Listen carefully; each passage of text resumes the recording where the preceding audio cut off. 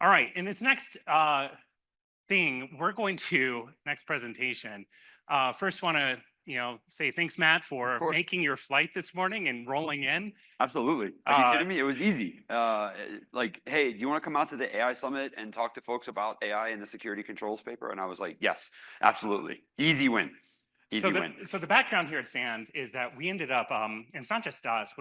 I'll just give you the problem statement as a whole right now. A lot of organizations are rapidly introducing the fact that, for example, DeepSeek, that was released. We have a higher performance, lower cost model. 1/10 of the training cost is involved in potentially involving DeepSeek. Allegedly. Less, less than a week, yeah, allegedly, less than a week occurred before massive and major organizations implemented DeepSeek into their frameworks and went ahead and deployed them. Amazon, Microsoft, go down this litany of the list here. So what concerns me is like how much auditing, how much thought, how much of the business nature that the organizations went through and saying, hey, what is the risk of implementing something that has not gone through a massive audit, maybe not even mass audit, just a tertiary one that needs to occur to say, hey, there's at least we're reducing risk there. On the other side, the businesses have an equal risk, which is if we do not accelerate the deployment of these models, our entire business may be at risk from a competitive landscape because they're going through and getting the cost continually moving forward. So SANS, and it's not just SANS, one of the things that we have done over the past, the critical controls paper that was released almost 20 years ago, was an effort to educate business leaders and technical managers on what are the key questions that they must ask when thinking about, in that case, cybersecurity. SANS has reached out to multiple people in the field to say, hey, listen, if we create a very similar guideline for how to think about AI, what would that look like? So we initially started with SANS authors, and we had to select a lead author, and that's who we have in front of us here, Matt Bromiley. And I've known Matt for, gosh, Yeah, a while now. 15 years Somewhere. now. And Matt's hands down one of these individuals. That new technology comes out, he becomes an expert, a master of it. But at the same time, AI is one of these things. I'll go ahead and, he looked at me. I could tell he's looking at me. I was like, do not set me up as an expert. Because anyone's working in AI right now have a challenge to potentially say, hey, listen, this is really hard for everyone to keep up. And that's one of the reasons we're asking as a collective in a community to comment on this. So the paper has been released as of today. It's actually in your notebook in the back sections. We've already done one additional update to it, which is going to be released online also today. But I want to hand it over to Matt to talk about, once you were assigned to help lead this paper, what was, how do we organize it? What was the frustrating pieces of it? And where's it going to go from here? So Awesome. take it over. Thanks, Rob. Appreciate it. Can we get a round of applause too for Rob? Just session after session after session. Awesome. So I actually started this out with a little bit of what I think everyone started out with AI, or at least the way that everyone got started with AI, which is when Rob first reached out about wanting to do this. I think it was a little bit of a reflection of last September. We actually had the first version of this summit in Vegas, right near SANS NetSec. I'm going to make everyone here involved. Can I get a hands up if you were there? Awesome. Okay, so some folks remember what it was like. For the rest of you, thank you for joining us, number one. But I wanted to start out a little bit like how I think a lot of us started at AI, started utilizing AI. And one of the very first things that really came about when ChatGPT hit was this idea of just designing advanced prompts. So I made one for myself. I have a little bit more time than 15 minutes, so we have some leniency in there. But this is a lot of what it started out with when we all first started to get used to AI. It was, you are a thing, here's the parameters, here's the settings, go ahead and give me some output. And I think the most joy that everyone had in the beginning was just how quick the output actually was generated and how fast it came out. And that was the starting point, I think, for a lot of us to get familiar with AI. So that's our starting point for here right now and today. However, I'm happy to report that as we brought this paper to fruition, there was a whole lot of things that were involved here. So one, I think the very first call in bringing this together occurred back in November. Yeah, it did. It was early November. And I remember this because, as usual, I was at an airport and we had this call with Rob and some few folks over on the SANS analyst team. And it was like, hey, I have this idea. I want to do this thing, this paper. And for anyone who may have read a SANS white paper or seen one of our webcasts before, they are usually not as involved as this one was. And it's a blessing that we were able to get this one as involved as it was.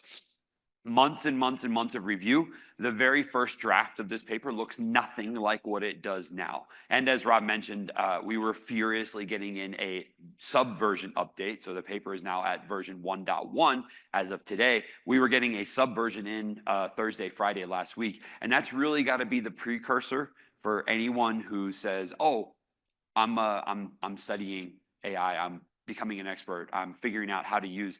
As we were writing this paper, so I want you to all to think, in just this space, just this world, we were starting this in November of last year. Since then, let's see, DeepSeek came out, as Rob mentioned, number one. Number two, the current US administration has decided to talk about making investments in AI. Every other country out there has decided they want to also make some moves in it. The landscape has been so fast and changing so quickly that for us to say we're going to write this thing and try to even pretend that it is a point in time assessment means we're writing on yesterday's knowledge, knowing that tomorrow it's going to be outdated. So that was one of the first challenges. Second, this was a multiple round feedback paper. We usually don't go through this much. More than 20 contributing authors, they're all listed on the front page, and a huge thanks to everyone who was involved.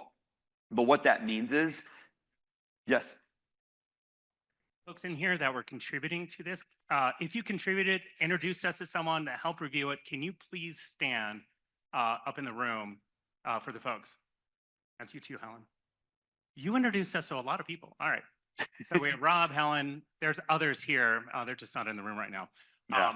But I just want to highlight that a lot of the folks out there that have contributed to this are in the room, and we're also looking for additional contributors. More on that in a little bit. Yeah, But and it doesn't stop. That's the thing, is we're going to continue to get updated, because to pretend that we're done or that it's written is going to be, it's just too much. And the other interesting thing about this topic too is we can't update this once a year. We can't pick a time frame to say, oh, we're only going to update this annually, because if I were to pick annually as an update period, by the time we get to next year's update, we just start all over again.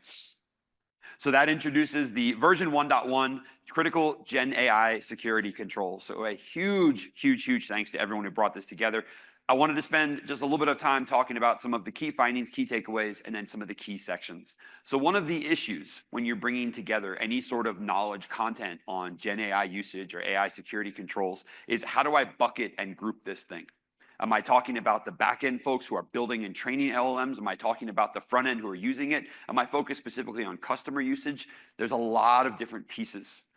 Everyone is using Gen AI, but the real thing we wanted to focus on was, are they properly securing it? And that's a very, very big question.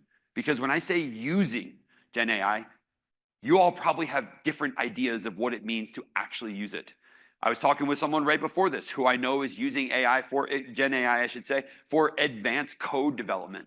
I know someone else who's using it to deal with level 0, level 1 support tickets.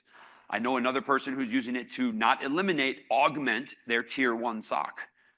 It's really hard to say, oh, you're doing it with this thing. So we came up with a few different categories to help bring together and help group some of the different suggestions that we've got in here. First one is going to be access. And again, when I say we brought together categories, this doesn't apply to any one business model. It's more about ways to consider, how would I control? How would I put controls on access towards my Gen AI usage? Second one is the data itself. Third, we get into the deployment of it. Fourth is the inference. Fifth being monitoring. This is where we get more of our security hat on, where we're monitoring and keeping track of access and what's happening to it. And then last but not least, we got to a point where we had to include governance. We had to. And you may be hearing all of these thinking like, really, at the end of all this, governance is the one that we had to deal with. I'll tell you all, I just got back from a multi-week stint over in Europe. And if you think we're concerned about it here, they're doubly concerned about it there. I'm going to talk about GRC in a couple slides here, but I'll just mention and say, not only do we have to face this kind of domestically, but we have this equally shared curiosity and equally shared responsibility abroad. And I'm being very specific about that one, primarily because a lot of times, and I'll happily toot this horn, a lot of times we're like trailblazing technology here, and then the rest of the world's kind of keeping up. Unfortunately, and fortunately, not in this case. So our contributors not only came to us from overseas, but we also had to deal with the regulatory impact of overseas as well. So key takeaway number one from the paper. Now, this is not every takeaway. I just zoomed in on, I think, 6 of them, and I wanted to kind of bring these up as high-level points for you to take back either to your organization, for you to consider, or things that you can take away from the paper, and again, some things to focus on in the future. So the first one is understanding that your Gen AI model, however you're utilizing it, is a control inside of your organization. Treat it like you would production level code. Secure it, lock it, monitor access to it, control what users can and can't do. Just because it feels a little bit like a free-for-all space that's out there, we don't want to, unfortunately, leave it either unsecured or say, oh, this thing is too new. I'm not really too sure what controls to put around it. If I take away the AI part of this and I say production level code, all of the ideas of securing it fall into place. AI should be no differently, especially for enterprise deployments, especially if you have deployments that are customer facing, deployments that are impacting production environments, impacting code, impacting customer experiences, or underlying data. We'll talk about that one in just a second. But that's got to be the first consideration. That's all externally facing. Internally, I know a significant number of organizations out there have developed their own internal models. I was just working with someone last week who's developed their own internal LLM model for a bank. It is now up to the point where the entire organization inside of the bank can use it. Sensitive data, customer-facing data. It's a completely controlled, closed system that all the employees are now allowed to use. 6 months ago, it was just security. 6 months from just security to full production. That's a massive timeline, only because they're able to lock down and be careful about how they procure access to it. Second big takeaway is understanding the augmentation layer behind all of our different systems. No matter what, the best laid plans can break. They're fragile and brittle if we don't protect the underlying augmentation layer to whatever our applications may be. It is very, very easy, believe it or not, for adversaries to find the most creative ways to impact AI implementations. And we'll talk about more of that in just a second, because key takeaway number 3 is that guardrails aren't magic. As we were bringing this paper, one of my favorite parts about it, and this is the security side of me stepping in, is that the newest way to break through something happened to continually surface. Adversaries do this. And that's not even adversaries. A lot of times it's security researchers doing this, doing that. Your AI, your LLMs might be shipped, might be developed, might be built with the most well-intentioned guardrails that are out there. But believe it or not, especially as we brought this content together, attacks like prompt injection still win. Even still, I was reading something on the flight over here. There was just a hackathon, I think Google was sponsoring it. It just happened a week or two ago. Even with updated models and everything we know, they were still able to hack their way through the guardrails, get access to the underlying subsystem. And this is, hey, we have all the newest news. We're still seeing the same type of attacks see success. So guardrails are magic, but adversaries are creative and they have time. And the more we lean on these technologies, like with everything else, the more success they're going to find. Key takeaway number 4, GRC is not optional when it comes to this. I'm just going to throw this out here for everyone. This is not a space where security can kind of tinker around for a while, and then when we think we have it figured out, we let the rest of the organization know. Just like you would treat a random external file share, users out there are going to Gen AI systems. GRC has got to be an important part of the discussion. Takeaway number 5 is understanding that it's not just a chat prompt that someone might run into, and that's all we're securing down. Function calling and agentic AI purposes, or I should say implementations, are going to require new guardrails, different implementations, and probably new controls. And this is an area where I know the paper is going to continue to grow, where we're going to continue to see the content develop, because as we see even more agentic AI approaches, as we see new developments, more implementations, new software, new technology come out, we're going to have to continue to kind of A, secure those, and then B, watch out for them as potentially malicious vectors. And that's one of the underlying things, before I get to my last takeaway here, that's one of the underlying things that remains true for every section we put together inside of the paper. We kept this kind of tone running throughout of, could this thing be abused? Could this thing be taken advantage of? And if so, how? Can we prevent it? Can we mitigate against it? Can we eliminate the risk? Is it a risk we just have to accept? Or is it something we can genuinely work towards?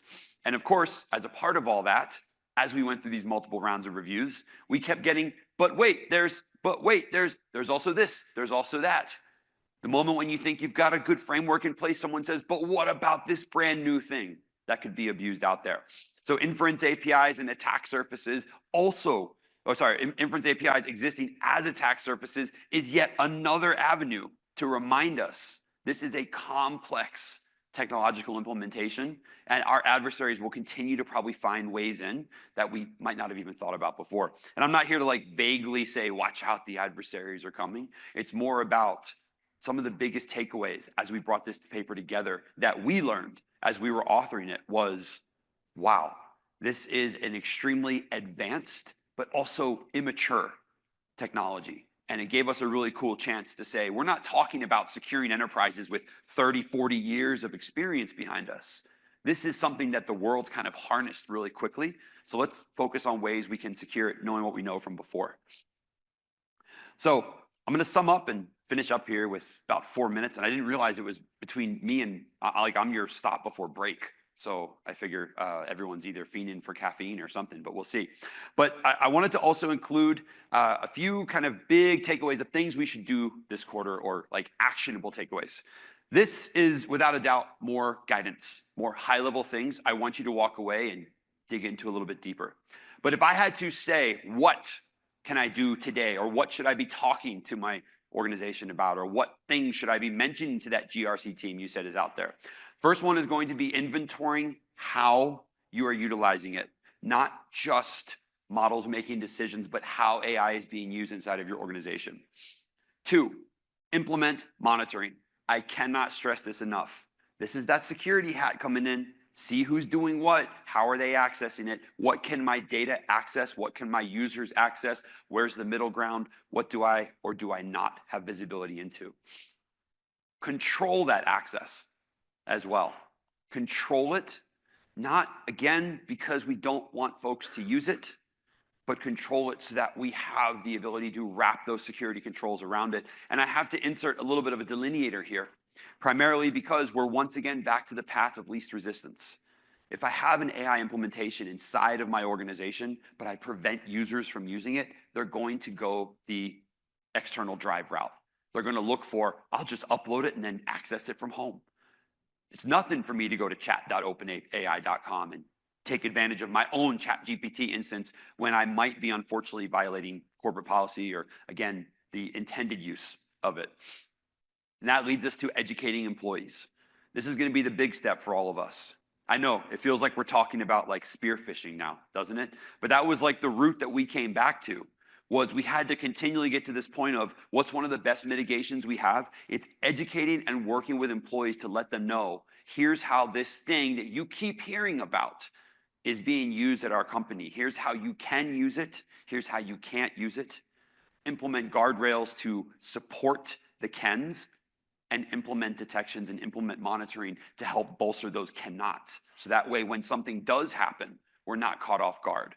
Because the last thing I want anyone here to do is implement some brand new technology that makes everyone's life easier, and then all of us in security fall into the exact same route. No visibility, didn't know they could do that, wasn't aware how the technology worked, no detection mechanisms, no way to investigate, and now here we are, not knowing what's next. And that's gonna lead to my next and not final, but my next point of aligning with GRC. I know, this one's tough. I see maybe not so much anymore. It is 2025, but I remember a day where if I told some of the security folks I work with to align with GRC, I'd be met with eye rolls and groans, like, I don't talk to those folks. And it's like, those days are gone. Those days are gone. And unfortunately, you do need to align with the folks who are the ones in charge of implementing governance inside of your organization. And the last one is don't be afraid. I know it's personal and it's emotional at this point now, because one of my favorite quotes that came about bringing this particular piece of content together was this right here.